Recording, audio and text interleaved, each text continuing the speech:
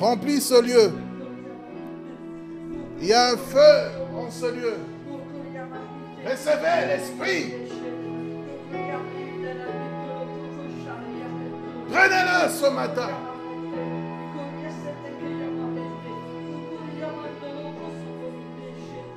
Restez.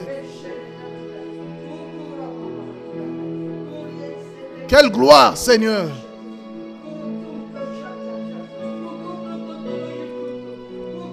Recevez la puissance de Dieu ce matin. L'Esprit de Dieu va s'emparer de ta vie. L'onction du Saint-Esprit. L'onction de la différence. Oui, l'onction qui crée la distinction.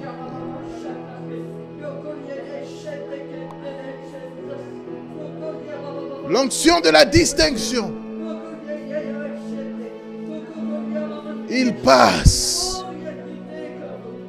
Il passe. Il passe.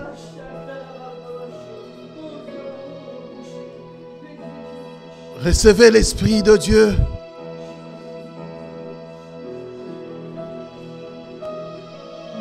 Rufe se te libero paidas.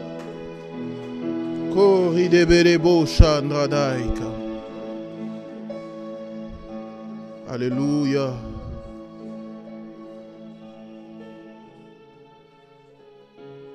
Merci pour ta grâce. Merci pour ta bonté. Merci pour ton amour. Merci pour ta présence. Et tu es Dieu ce matin. Qui est comme toi, Seigneur?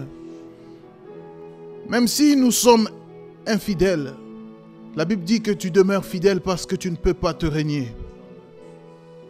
Même si notre cœur, il y a la trahison, la haine, la méchanceté, mais la Bible dit que tu vis dans nos cœurs et tu es plus grand que nos cœurs. Qui est comme toi, Seigneur? Même si nous sommes dans les problèmes, je sais que tu es plus grand que les problèmes ce matin, Seigneur. Et même si les problèmes nous submergent, tu es capable dans ta souveraineté de résoudre les problèmes en créant des solutions dans des problèmes. Qui est comme toi, Seigneur? Paul disait par l'Esprit, ô profondeur et sagesse de ton amour. Qui est comme toi, Seigneur? Quel prophète, quel roi, quel président de la République, quel pape peut t'égaler, Seigneur? Quel prophète, quel apôtre, Seigneur? Quel pasteur, quel docteur peut être comme toi? Tu es incomparable. On est venu t'arrêter, Seigneur, et la Bible dit que les huissiers, ceux qui sont venus t'arrêter, ont dit, jamais homme n'a parlé comme cet homme. Quand on entend tes paroles sont pleines de vie, pleines de foi, pleines de puissance, capables de transformer une pierre, un cœur de pierre en cœur de chair. Tu es plus grand que notre cœur ce matin. Tu es plus grand que notre cœur ce matin. Alléluia. Amen. Nous pouvons prendre place. Alléluia. Ça va. Nous prenons nos Bibles. Le thème de ce matin est capital. La Bible dit, nous allons prendre nos Bibles. Le thème de ce matin, c'est Dieu est plus grand que notre cœur. Amen. Oh, Dieu est plus grand que notre cœur. Voilà. C'est ça. Dieu est plus grand que notre cœur. Vous savez, dans notre conception de Dieu, dans notre conception humaine de Dieu, c'est le cœur qui est capable de percevoir, de comprendre le mieux la personne de Dieu. Amen.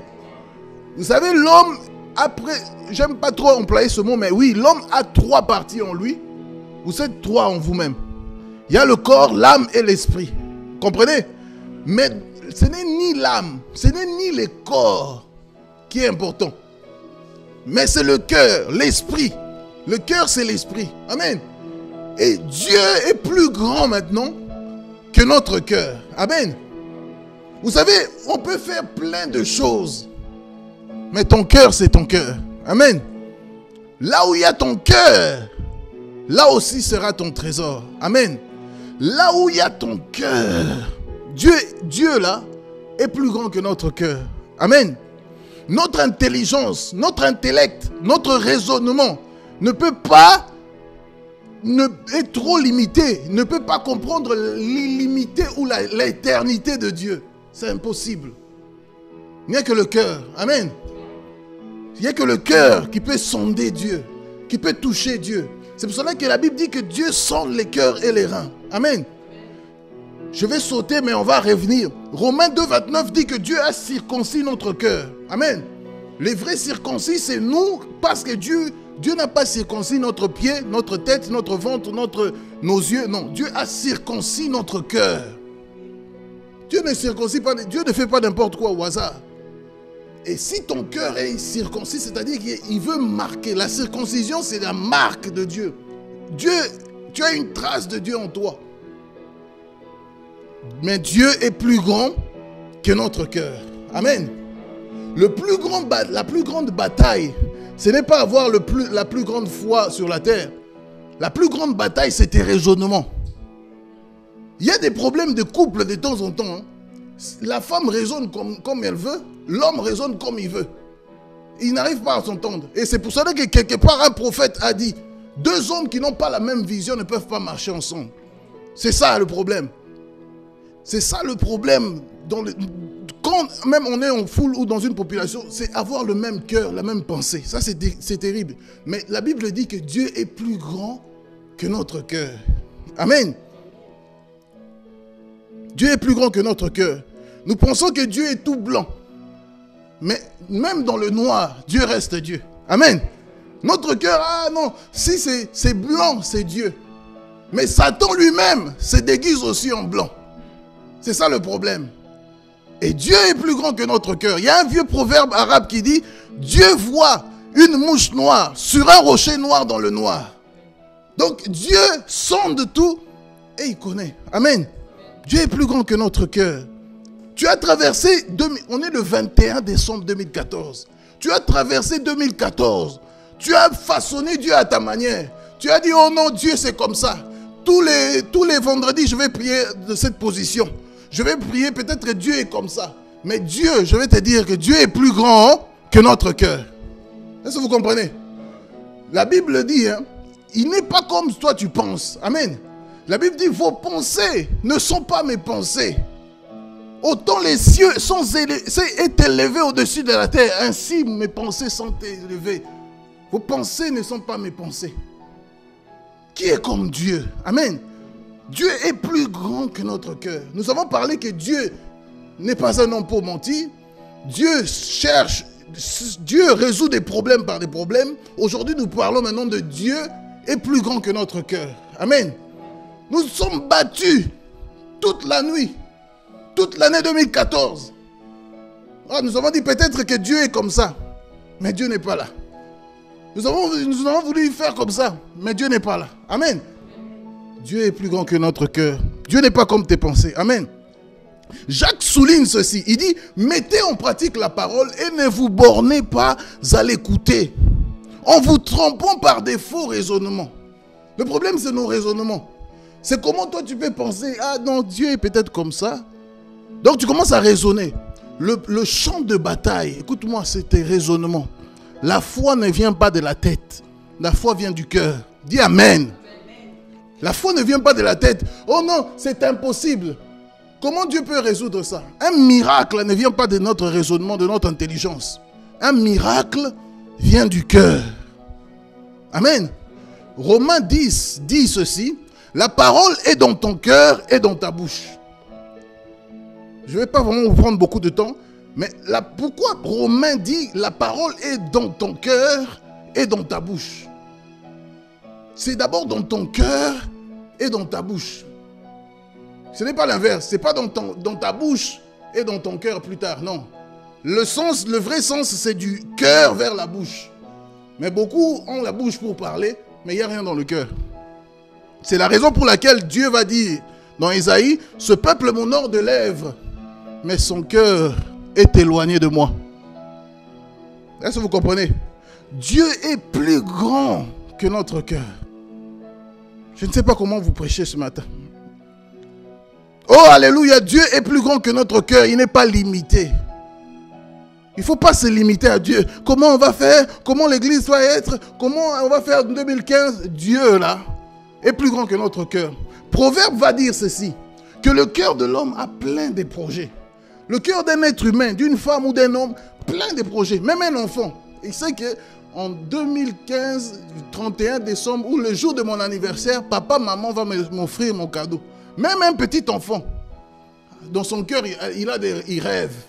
Il a des projets, il a des desseins. Mais c'est le dessein de l'Éternel qui s'accomplit. Amen. J'aimerais que ton cœur batte au rythme des battements du cœur de Dieu. Est-ce que vous comprenez? J'aimerais que ton cœur ait le fardeau du cœur de Dieu. C'est ça le problème. Et quand tu es comme ça, tu es apte. Tu es validé ou apte à le servir. Habilité plutôt à le servir. Est-ce que vous comprenez? C'est comme ça que Moïse marchait comme ça. Il voit un buisson ardent. Dieu lui dit, ce n'est même pas dans mon message, mais je parle. Dieu lui dit ceci, va libérer mon peuple. Mais dans le cœur de Moïse, il y avait un autre projet. Amen. Quand Dieu vient pour te parler, toi, tu as plein de projets. Ah non, comment je vais faire? Mais Dieu vient te chercher. C'est ça l'appel. L'appel, ça n'a rien à voir. C'est comme ça que l'appel, ça n'a rien à voir avec quelqu'un. L'appel n'a rien à voir avec tes études. L'appel n'a rien à voir avec tes diplômes. L'appel n'a rien à voir avec ton niveau social. L'appel, c'est l'appel. Amen. Amen. Dieu appelle qui il veut. Amen. Dieu utilise qui il veut. C'est ça le problème. C'est ça la vérité. Donc Dieu est plus grand que mon cœur. Mais qu'est-ce qu'il y a dans mon cœur? Jésus va parler dans Marc 7 que dans le cœur de l'homme, ah là là, il y a des choses terribles. Il y a des envies de meurtre, il y a des envies de suicide, il y a des envies de tuer quelqu'un. Il y a une méchanceté, c'est là-bas, c'est dans le cœur. C'est dans le cœur de l'homme. Pourquoi Jésus dit ça? Parce que les Juifs les pharisiens étaient scandalisés de ce que les disciples de Jésus ne se lavaient pas les mains. Jésus va dire, ce n'est pas ce qui entre dans le corps de l'homme qui souille l'homme, mais c'est ce qui sort de son cœur. Les mauvaises pensées. Tu regardes une soeur ou un enfant comme ça, tu penses mauvais. Il y a des gens comme ça, ils commencent déjà à critiquer et tu regardes du bas en haut. Ah non, tu commences à critiquer. Non, le cœur est mauvais. Qui peut le sonder? Mais Jérémie va dire, Dieu est celui qui sonde les cœurs et les reins. Amen. Dieu est plus grand que notre cœur. Quel que soit ce que le médecin peut te dire, Dieu est plus grand que notre cœur. Quel que soit ce que les pharmaciens ou le gynécologue, le docteur, le médecin, qu'est-ce que je sais encore, l'assistant social, ton avocat, ton juge peut dire, Dieu est plus grand. Amen. Dieu dépasse ce que le cœur de l'homme peut penser. Pourquoi je vous dis ça? Chaque jour, la télévision, la publicité dans la radio, la publicité dans la rue, partout, le diable veut bombarder nos cœurs de ces images, de ces réflexions, de ces pensées. Mais Dieu est au-dessus des cœurs, des intelligences ou des pensées de tous les sages de ce monde. C'est pour ça qu'on dit qu'il confond les sages dans leur propre ruse. Amen. Et la Bible dit, la parole de Dieu n'est pas liée. Paul va dire que la parole de Dieu n'est pas liée. Parce que c'est dans le cœur que la parole de Dieu doit rester. C'est comme ça que lorsque le vent va se lever dans ta vie, dans ta famille, dans ton couple, partout où tu passes dans ton travail, ton cœur doit être affermi. Est-ce que vous comprenez? C'est ton cœur. Dieu a besoin de ton cœur. Romains 2, 29 dit que le vrai circoncis, c'est de l'intérieur. C'est quand l'intérieur, nous sommes circoncis de l'intérieur. Et c'est une marque à vie. Proverbe 30 dira, je ne comprends pas. Il y a 4 choses que je ne comprends pas. La trace de l'aigle dans le ciel. La trace du navire sur l'eau, sur les eaux. La trace du serpent sur le rocher. La trace de l'homme sur la jeune femme. Donc, il y a des traces que Dieu veut mettre dans ton cœur pour que tu sois marqué. Quand tu es marqué à vie, on ne va pas te forcer à faire quelque chose pour Dieu. Est-ce que tu comprends? Tu fais ça. Les gens me demandent, tu fais ça comment? Pourquoi tu fais ça? Et la salle que tu vas payer, tu payes comment? Tu fais comment? C'est parce qu'on est marqué par Dieu. Amen. Quand tu es marqué par Dieu, tu fais les choses. Quand Noé commençait à construire l'arche, parce que Dieu l'a marqué, la Bible dit que c'est par la foi que Noé était frappé, divinement averti. Il était averti des choses qu'on ne voyait pas encore. C'était d'abord dans le cœur. J'aimerais que Dieu puisse te parler déjà pour 2015 dans ton cœur. Le problème, c'est quoi? C'est que le 2015 va commencer, plein de projets aussi directement. Oh, je dois faire ça, je dois acheter ma voiture, je dois acheter ma maison, je dois changer ça, je dois faire... Donc ton cœur palpite. Mais Dieu est plus grand que notre cœur. Amen. Et dans ton cœur, qu'est-ce qu'il doit avoir? La parole de Dieu. Amen. Paul dit, la parole de Dieu n'est pas liée. Amen. Qu'est-ce qui nous lie des fois? C'est nos pensées, c'est nos raisonnements. Et nos raisonnements descendent jusque dans notre cœur et ça devient vérité. Nos raisonnements commencent d'abord dans notre tête, dans notre pensée. Après, ça descend dans notre cœur et ça devient une vérité. Des fois même une rumeur, une rumeur. Oh non, on a entendu que François Hollande a le sida. Ah bon, il a le sida. Et puis ça devient une vérité. Et même si c'est pas vrai, nous on croit seulement.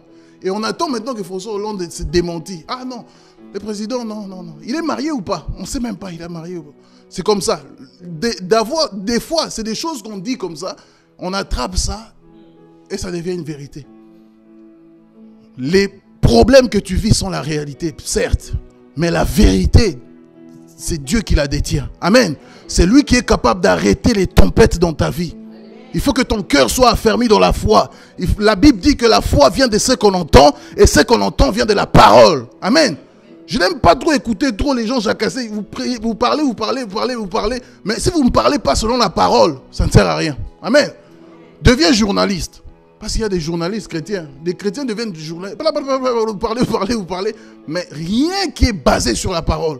Et quand rien n'est basé sur la parole, ta parole, c'est du vent. Et la Bible dit que tout va passer, mais la parole ne passe pas. Donc quand tu parles là, tu perds ton temps même pendant 15 heures. Tu es en train de parler, avec free, avec téléphone gratuit. Tu parles.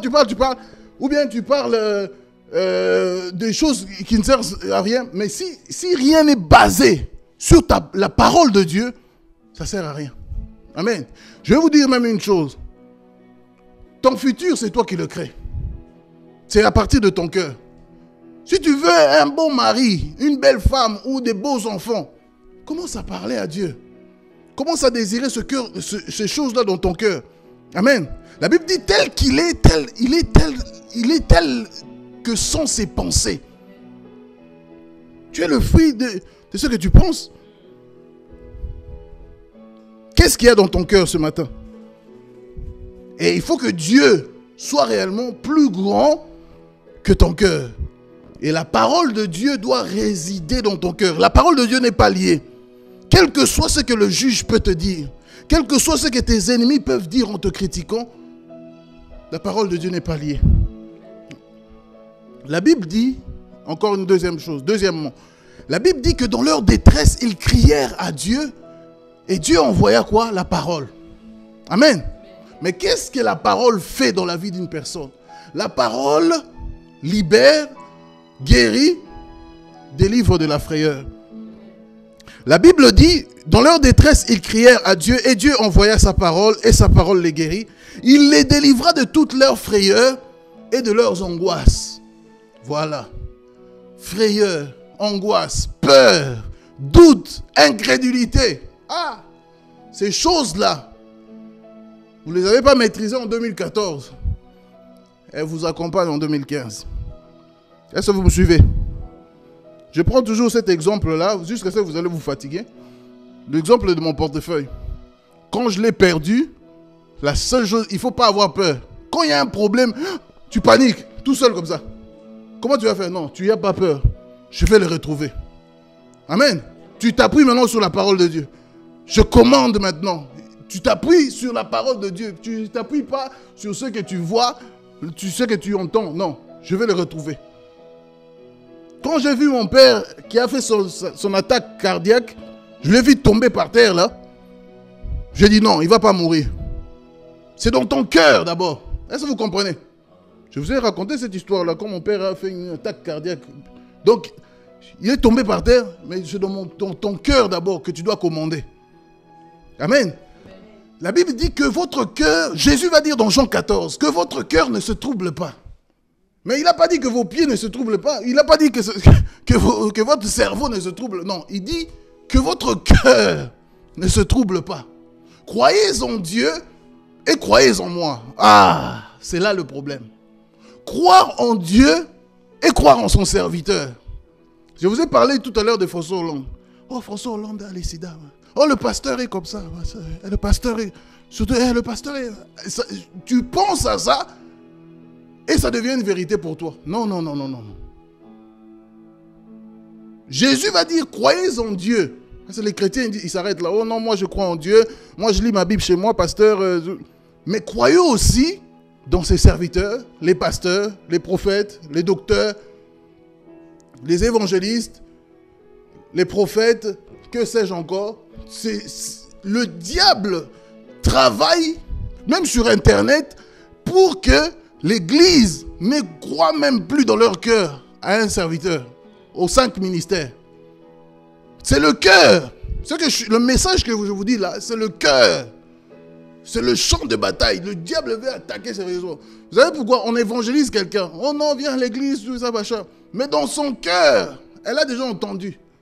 Ailleurs, oh non, les églises sont des problèmes, des trucs. Si pour toi, si pour la personne, dans son cœur, elle imagine que les églises sont des problèmes, ça va aussi être des problèmes. Si dans ton cœur, tu dis que non, l'église, ce n'est pas des problèmes. C'est là où il y a ma bénédiction. C'est là où il y a ma joie. Je croyais que tu allais dire amen. C'est là où il y a la source de ma grâce. C'est là où il y a la solution. C'est Jésus lui-même. Je suis moi-même l'église d'ailleurs. Si l'église pour toi, c'est comme cette femme-là qui se lève, qui avait la perte de sang et qui dit que je vais aller là-bas, je vais toucher Jésus. Quand je vais le toucher, je serai guéri. Mais d'abord, c'est le cœur. Jean 14 dit, Jésus dit, croyez en moi. Croyez que votre cœur ne se trouble point. Croyez en Dieu et croyez en moi. Mais Jésus, c'est Jésus qui parle. Hein. Comment il peut dire encore à ses disciples, croyez en moi? Des fois même, il faut que le mari ou la femme dise à son conjoint, crois en moi. Parce que ce n'est pas facile de croire à quelqu'un. Dis amen. Parce que vous croyez que c'est la blague, ce n'est pas la blague. Hein. Croyez en moi, votre pasteur. Il y a des gens qui ne croient pas. Oh non, lui c'est un pasteur, un farceur, un aventurier comme ça. Il y a des gens qui, tu rigoles, vous rigolez parce que vous croyez pas. Ah non, je ne crois pas trop. C'est pour cela que Dieu va vous faire voir des choses qui vont se manifester dans cette église. Et vous allez voir que Dieu, il ne change pas. Moi, la police m'a dit, hein, monsieur, ce que votre portefeuille a fait comme voyage, il est parti dans votre ancienne adresse, il revient chez nous, il part au commissariat, il revient ici. On n'a jamais vu ça. Même la police, si vous ne croyez pas en moi, la police croit. Est-ce que vous comprenez? Cette vieille dame-là m'a dit, non. Moi, je n'ai jamais vu ça. J'ai obligé de trouver, je n'ai jamais vu ça. C'est ça l'évangile, vous comprenez? C'est ça. C'est pour cela que Jésus, donc j'ai compris que même Jésus, on avait des doutes sur lui. Parce qu'il dit que votre cœur ne se trouble pas. Croyez en Dieu et croyez en moi. C'est ça le problème. On n'arrive pas trop à croire. Donc la Bible dit, comme j'ai dit tout à l'heure, ils crièrent à Dieu et Dieu envoya sa parole et la parole les guérit et il leur délivra de toute leur frayeur. Donc la parole a la puissance de la guérison totale. Qu'est-ce que j'appelle la guérison totale? Tu peux être là, tu es paralytique, Dieu te guérit. Mais si dans ton cœur, tu rentres avec ta frayeur, avec tes mauvaises pensées, avec ton incrédulité, avec ta haine, avec ta méchanceté, ton cœur n'est pas réparé. Tu as une petite guérison à moitié. Donc, c'est pour cela qu'il faut recevoir le salut pleinement. Il faut recevoir une guérison totale. C'est la raison pour laquelle les gens ils viennent à l'église. Ils ont un miracle, mais ils grincheux, haineux, aigris. Ils sont méchants vraiment comme ça. Pourquoi? Parce que il faut que le cœur aussi soit guéri. Il faut que le corps aussi soit guéri. Il faut que l'âme aussi soit guérie. Il faut que l'esprit aussi soit guéri. Tu peux être là, oh non, j'ai fait 14 ans dans l'église. Mais tu faisais quoi? C'est ton corps qui était guéri, c'est ton âme qui était guérie ou c'était ton cœur qui était guéri? Et Romains 2, 29 dira, le vrai circoncis, c'est ce qu'il est de l'intérieur. C'est quand Dieu te frappe de l'intérieur. Pourquoi on parle de conversion? Conversion, c'est quand tes raisonnements sont changés, tu vis une conversion. Tu ne vis plus selon tes pensées. Romains 12 nous parle de la conversion. Votre pensée est renouvelée. Mais le cœur, c'est un nouveau cœur. La Bible dit que Dieu nous donne une promesse dans Hébreu, même dans Ézéchiel, même dans Ésaïe. Dieu nous donnera des nouveaux cœurs. Il écrira lui-même sa parole dans nos cœurs. Pourquoi il faut que la parole soit écrite dans nos cœurs? Soit écrite dans nos cœurs parce que il y a plein de choses que le diable va te faire croire. Pourquoi Jésus il marchait comme ça? Le diable lui a dit, hey, il est écrit, transforme ces pierres en pain. Mais Jésus, il regarde, il dit non. Il est aussi écrit, tu ne tenteras pas, tu ne feras pas ça. Pourquoi? Parce que son cœur est affermi. Amen. Affermissez vos cœurs. Vous savez, vers la fin de l'année, comme ça, beaucoup tremblent. Hein. Oh, comment on va se passer? Oh non, c'était plutôt l'année 2000, où on parlait beaucoup du bug de l'an 2000. Tout le monde avait peur de passer de 1999 à 2000. On parlait, tout va s'arrêter, tout va exploser. Donc là, on a toujours une petite peur comme ça. Mais je viens te dire ce matin que Dieu est plus grand que notre cœur. Amen. Que Dieu est plus grand que tes pensées. La peur, c'est toi qui l'as créée. La peur se chasse. C'est toi-même qui es capable de... Vous savez, j'ai découvert une chose, hein. Que l'homme est capable de chasser la peur, que l'homme est capable de chasser même Dieu. En fermant son cœur lui-même. Je prends un exemple simple. Jardin d'Éden. Le serpent dit à la femme, si tu manges de cette fruit-là,